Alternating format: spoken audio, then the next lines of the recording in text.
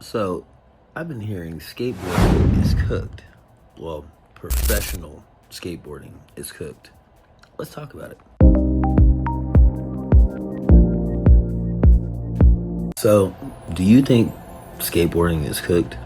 I believe back in the day when there was pros and then people trying to be pro, that was basically the essence of skateboarding. Everybody was just trying to get dialed in so they could pay their rent or get some money while they're in school, or maybe it was the flex, but it was just for the monetary gain for that skateboarding was in the 90s. In the 90s, it was more organic, but if you look at it and look behind the scenes, it's the same thing that's going on today, except we didn't have social media booming off. We didn't have YouTube cracking like it was. We did have Instagram Reels, well, Instagram, where you show pictures and, little clips, little tiny clips, kind of like vines for skateboarding. Then with the advent of YouTube going crazy with the shorts and all kinds of stuff, now we see the world and what they have to offer for skateboarding. And I feel like, hey, that was a cool thing.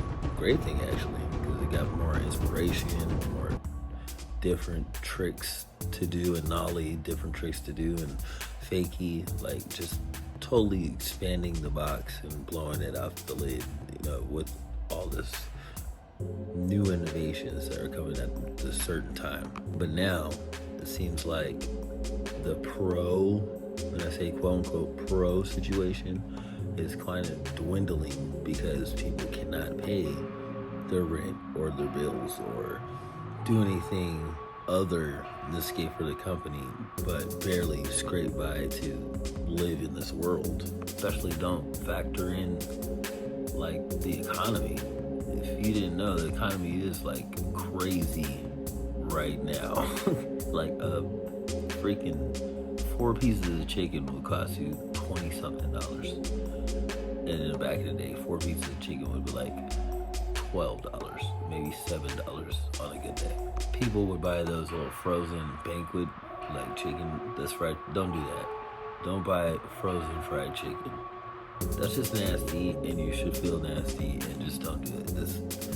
It's pretty easy to make fried chicken. It's not that hard. Just look up a recipe on Google. Like, don't do that to yourself. Like, you just don't love yourself if you do that. But when it came to pro skateboarding back in the 90s, they had all the access to be seen on those videos, and those videos were given out to the masses.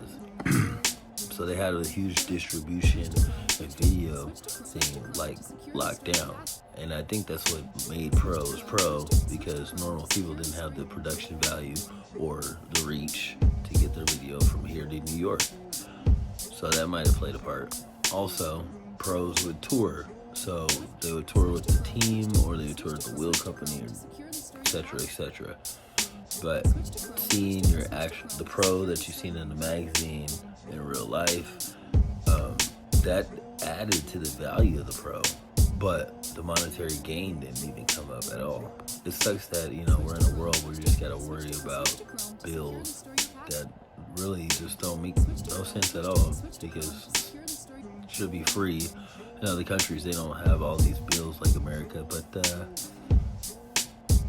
the powers that be, which are the 60 and 70 plus year old people, making hundreds of thousands of dollars to tell us what we can and can't have, is just the American way. I mean, look at what they're doing to TikTok. They're taking TikTok down by the 19th. For what reason? We'll never know. We'll never get a real answer. You know why? It's because old people don't use TikTok. And that's what's in the powers that, take over everything. I don't think skateboarding in general was cooked, but I think just having the flex of being a pro skater, but like, hey, look, it's my pro shoe and everybody can buy it, that's kind of dwindling and dying. You can't afford it. I mean, you're cool at skating, but like, bro, I ain't got $100 every time I want to go skate. Like, bro, it's I have to buy 2 pairs of sneakers. Like, ooh, that's a flex. No, it's not a flex. It's gonna last me probably the rest of the year and into the next year, because things just cost way too much. let's not forget, deck prices went up about $14. So no longer can you get a skateboard deck for 70 or maybe $60. No, they're like $84 now just for the deck alone. Let that sink in. I feel like the love of skateboarding and skateboarding making money in general, like not being quote unquote pro, is actually more lucrative than being a pro.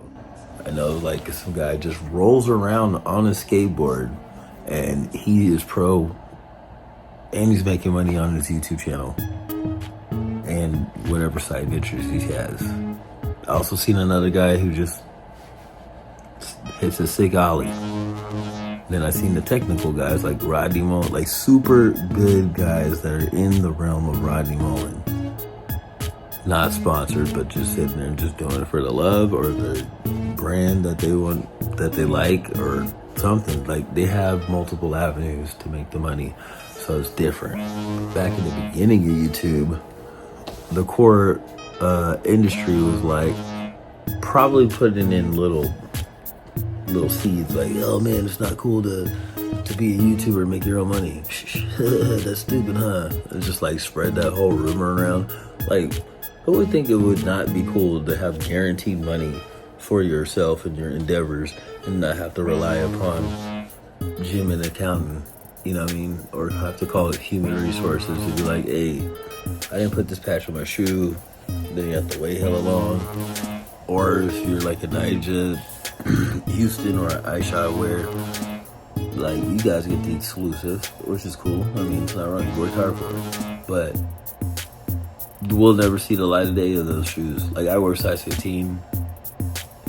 There's hella shoes I never even tried or will ever be able to try because they're like, people only go up to size 12. That I don't know where you came from type stuff. And I'm like, all right, cool. You know, I guess I'm an alien today. We'll get some Ben & Jerry's freaking SB Dunks. And tell me how it goes for you. And it's not gonna kill your bank account. So in conclusion, I don't feel like skateboarding's good. Teaching people to be a better skater to where they want to be would be more advantageous than just still running this old ideal of we need these select few of human beings that are going to change the world, like the X-Men. Wherever community I'm in, I get the skaters and you know, film them because I'm an editor and I skate, but I like to, you know, document what's going on around the cities and stuff like that. I can tell you firsthand, I met pros. The pros are like, yeah, it's cool to have a wheel, it's cool to have a board, and they're very thankful, they're very blessed. But just being pro, just not cutting it no more. The more the years are gonna go by, if the world doesn't end, you know, according to TikTok, you're just gonna get older and you're gonna need the money, you need the healthcare, need things to just survive and just to be alive and comfortable until we all take that dusty trail down the road.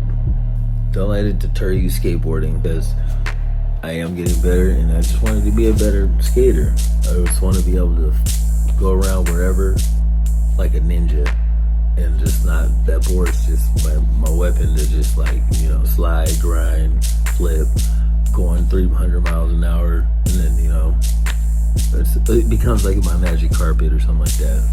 So I guess I wanted to be like the Black Aladdin. So that's my journey. What's yours? Let me know down in the comments. And do you think skateboarding's cooked? I really want to know. Leave it down in the comments or hit me up on IG or on TikTok until they take it away.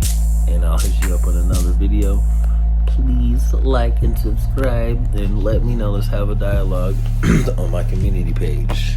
And other than that, everybody freaking black. And your mama freaking black. Don't be spending the bands up in this land where credit go